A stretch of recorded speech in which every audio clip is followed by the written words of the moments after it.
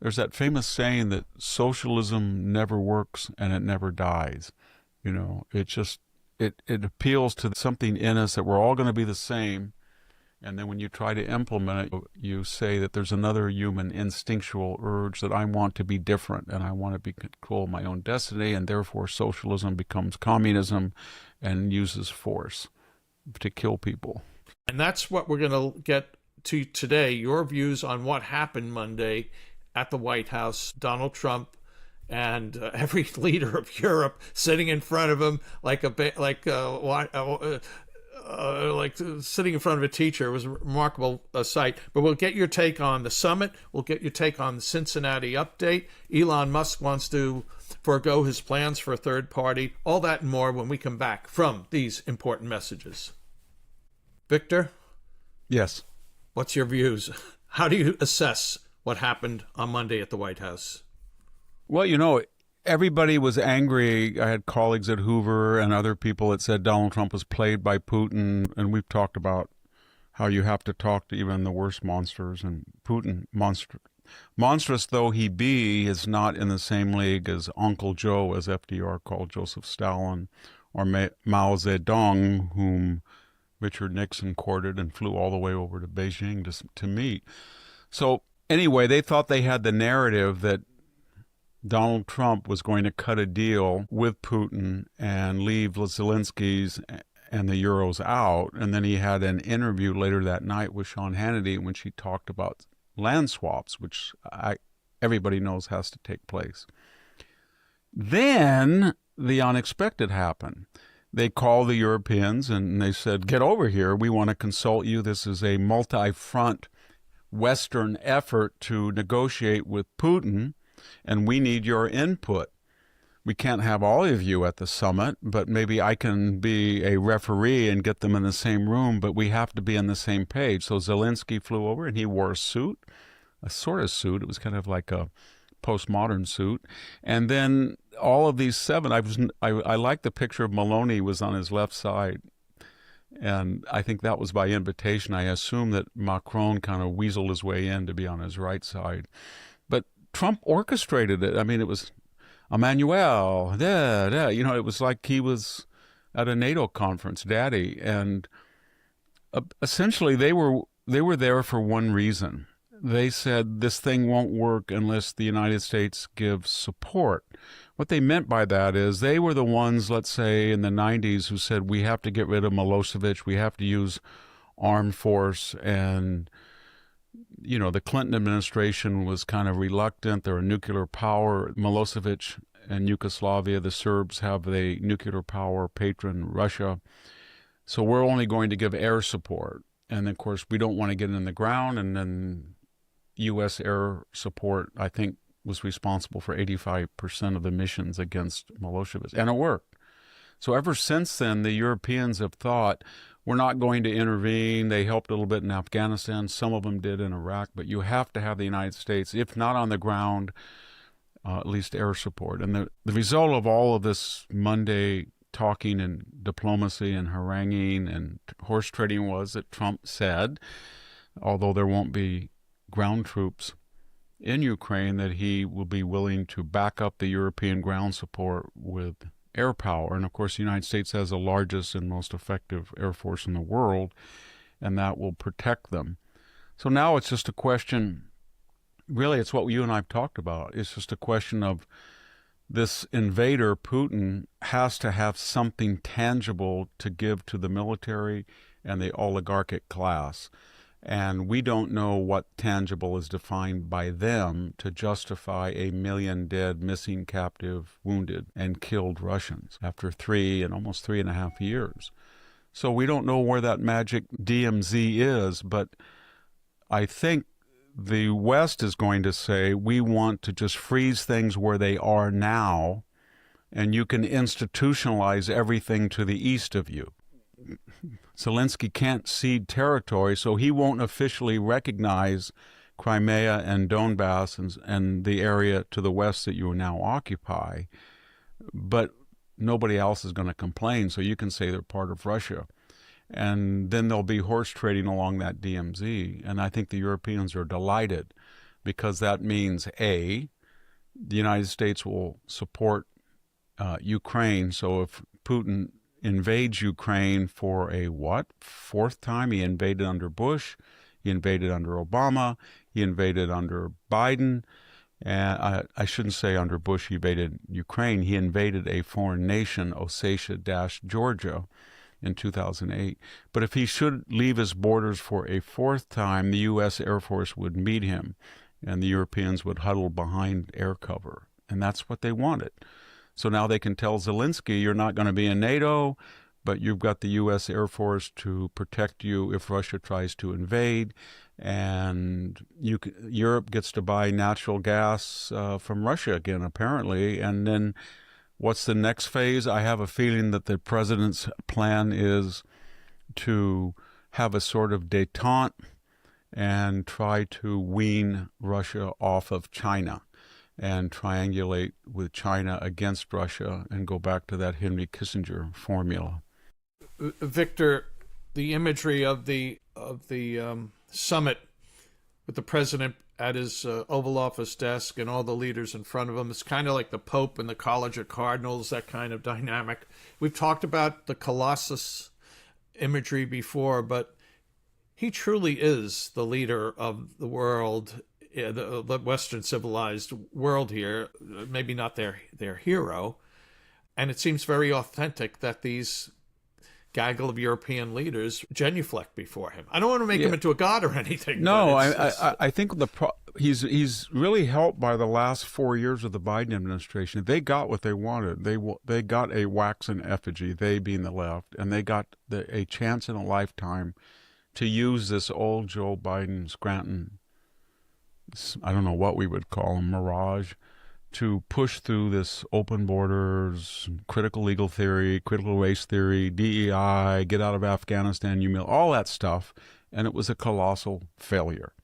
And Donald Trump comes in and he reminds people, yes, we have a lot of debt. Yes, we're running deficits. Yes, we have tensions. Yes, there's red, blue, black, white, all this stuff going on. But compared to the alternative in Russia, in China, in India, in Europe, we are a powerful and the most powerful nation. We have the biggest military. We have the largest economy. We have the most effective technology. We have the greatest oil and gas production in the world. We produce the most nuclear energy.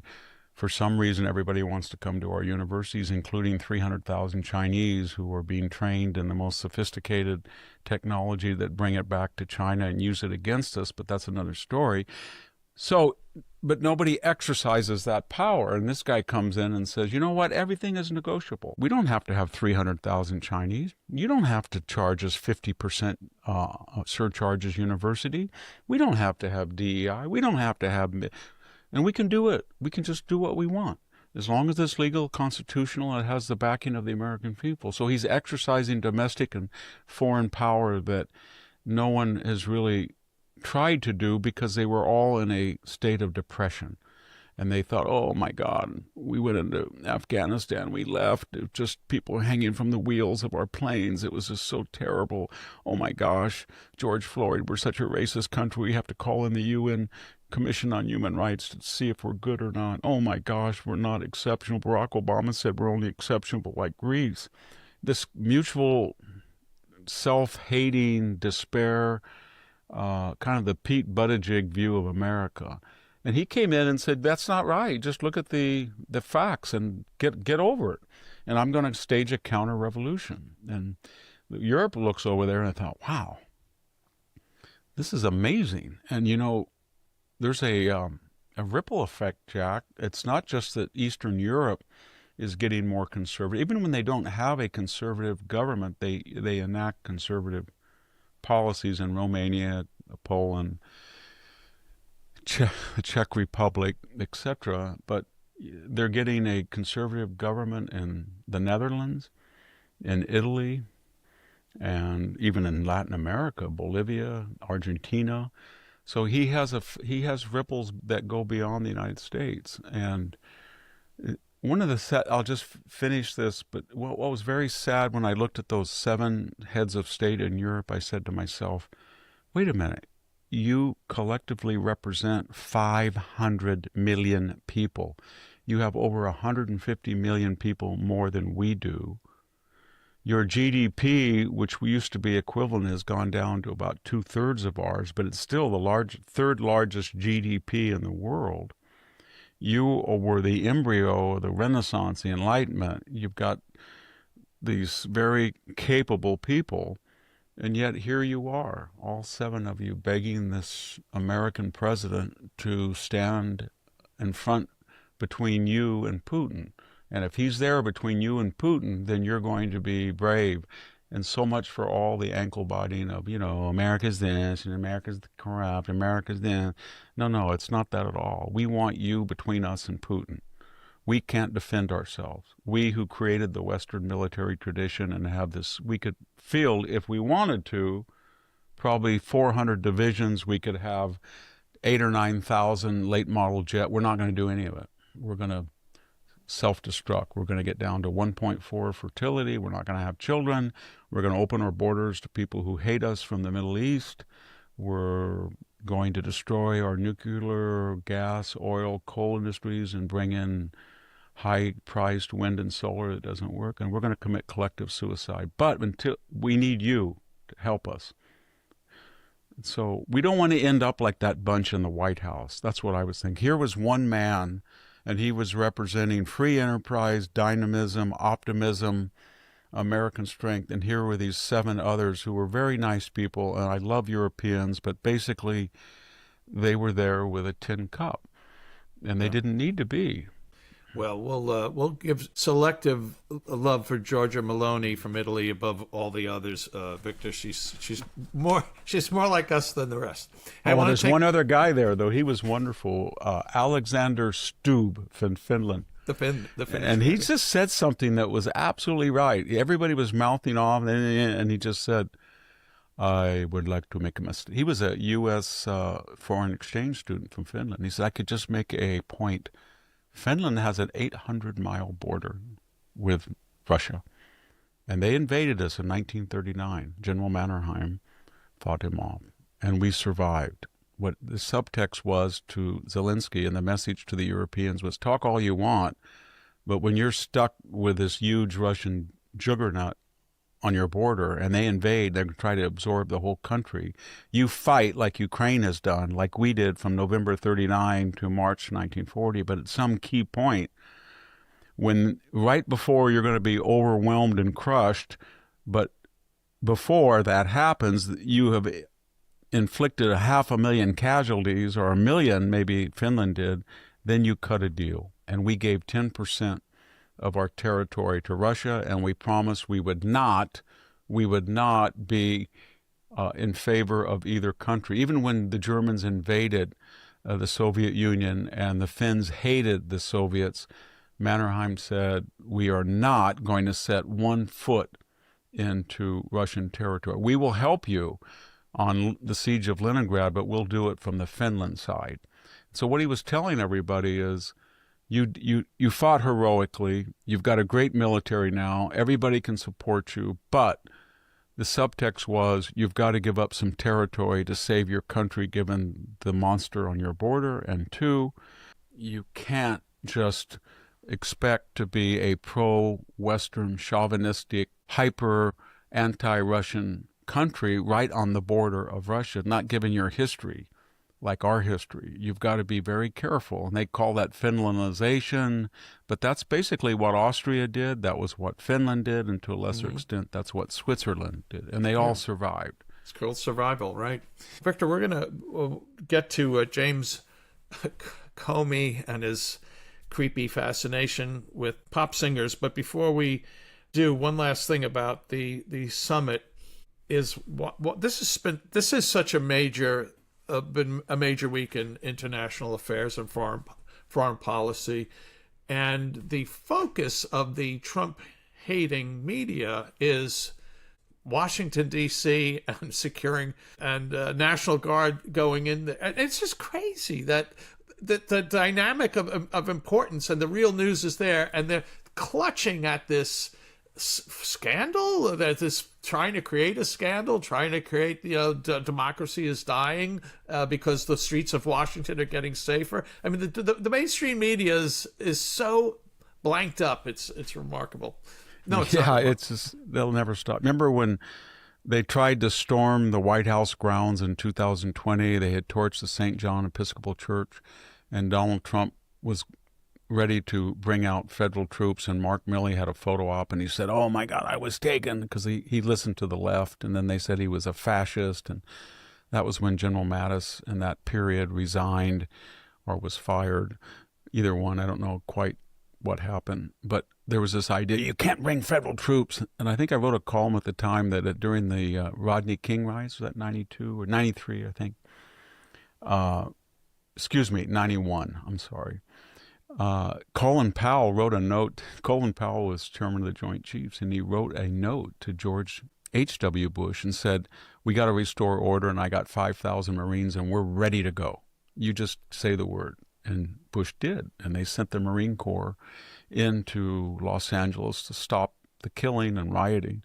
So it happens all the time, but this isn't even that severe. He just said for 30 days we're going to bring enough troops in to just show a law enforcement presence so the police can get back to their regular job. And of course, they said, well, crime is down. And then, of course, the police union said it's only down because we're forced to call, a breaking and entering shoplifting, or we're forced to call aggravated assault petty, fighting or something. We don't charge people, and then that goes to lower the crime rate by intention from the politicians. So everybody who lives on the street knows that. So the Democratic Party, I don't understand it, because it's 75% Democrat, Washington, and they all, every time you go there, the only people you meet are left wing, and they all tell you, you can go to this place, you can't go to that place, be careful, you can't walk this way. And they're aware of it, that it's a very dangerous place. The other thing is, it's very weird because you have Al Sharpton weighing in about fascism, you got all of the people on MSNBC, but we're essentially talking about a particular crime group, and that is African American males between the ages of 15 and 40, and they make up about 4 or 5% of the population, and yet statistically they commit about half of the murders and maybe a larger percent of assaults, and in rare interracial crime, they're 6 to 10 times more likely to attack a white person than a white person is to attack. And you can talk about the reasons for that. I'm open to discussion, history of racism, slavery, Jim Crow, whatever. Or as Tom Sowell, my colleague, has said, African Americans were one of the most law-abiding communities in America up until the Great Society program. And then he's written several books about why white liberals did things that injured the black communities, confidence, entrepreneurialism, etc. But whatever exegesis you use, that is the problem right there. I just did a little thing on Joy Reid. She just cut a podcast when she said that white people were stupid and all of American music, they can't invent anything. They've never invented anything. I'm thinking Beethoven, Chopin, Mozart. And she said, we invented music in America.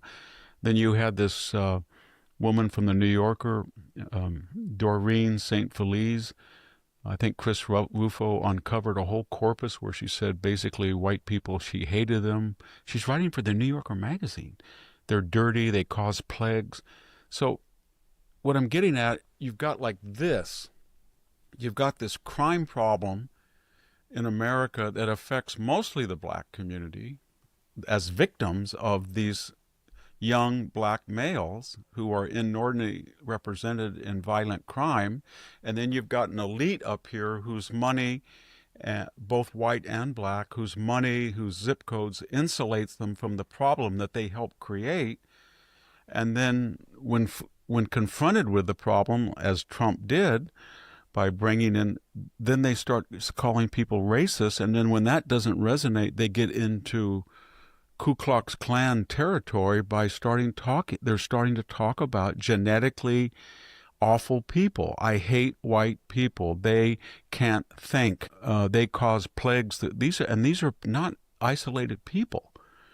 They're New Yorker writer, or you have Mondami say he's going after whiter neighborhoods. And so they don't, there's this problem, and the country should try to approach it. The black leadership, as people have said for 50 years from the black community itself, we need to stress the two-parent households. We need to redefine masculinity as staying with your wife and raising your children. And the message in rap music, that is not conducive to the black middle class. And nobody will do that. Nobody will do it. And so Donald Trump just ignores it, and he just says that these people are suffering in the inner city, and other people who try to navigate the capital of the world, they're being attacked, and we're not going to put up with it anymore. It's a federal city, and I can do this. And then everybody's on the left is, this is dictatorship. And then privately, does that mean that I can go out to eat tonight? I can actually go to that restaurant. I can stay up 10:30, and even though I only live 6 blocks away in Georgetown, I can actually walk back to my house. I don't have to get an Uber, or I don't have to worry about who the Uber driver is after 11 or 10. So it's a schizophrenic Dr. Jekyll and Mr. Hyde. If Trump is for stopping a war, the current Democratic Party is for war. If he's going to close the border and stop illegal immigration, they are for illegal immigration. If he's going to go in and stop crime, they basically don't care and say there is no crime. Whatever he says, they're against. And the other thing is, very quickly, anybody who gets in an argument with Donald Trump on the left loses, because what happens is he knows that they hate him so much that he just has to push one or two buttons. Where's that button? Where's the Trump derangement button? I'll push it. And they'll say, Trump will say, Nicole Wallace will be canceled. She's got terrible ratings. And then she's off to the races at Donald Trump. Don't they understand, if they look at Liz Cheney, her status right now, what happens when you go into a personal vendetta against Trump? Or if you look at Adam Schiff, what he's looking at right now, for 10 years, all he could say is he hates Trump, and now he's facing serious charges that may lead to indictments, that he leaked classified information, that he kind of staged the impeachment, that he lied about his relationship with the whistleblower Sarah Mella and Vindman, and he may or may not have listed one home as a principal residence or 2 homes, so he may have some exposure for tax fraud, and yet he just melted down. And even Barack Obama, he really hated Trump, and now he hated him so much, and he got in so many tiffs with him, that now we've got plenty of evidence that he basically told the CIA, I don't like what I'm seeing. These are 2 objective empirical assessments that Donald Trump did not collude with the Russians. The hour is getting late. We failed to stop him during the election with Russian collusion hoax. Now I want to sabotage his transition and presidency by getting a new assessment from you guys. So you reject what your field men have found, and you concoct the idea that he is a Russian agent, provocateur, asset, so then we can go after him. And that's what Obama's reduced to. He broke Obama, and he broke Obama that now when Obama goes out on the campaign trail, as he did in 2024, it's pathetic. He just gets in his private jet and he flies from his beach home in Hawaii or Martha's Vineyard or Kalorama, and then he tries to look around, see if he sees some black males. Then he goes and tells them that they're suffering from false consciousness and they've got to listen to him. And then he's, I'm done. I'm going to fly back to Michelle, which mansion should we go to? We got 4 of them. Which one? We got to be authentic, and then we'll have a podcast and we can talk about our marital problems. You can, and that's what he's reduced to.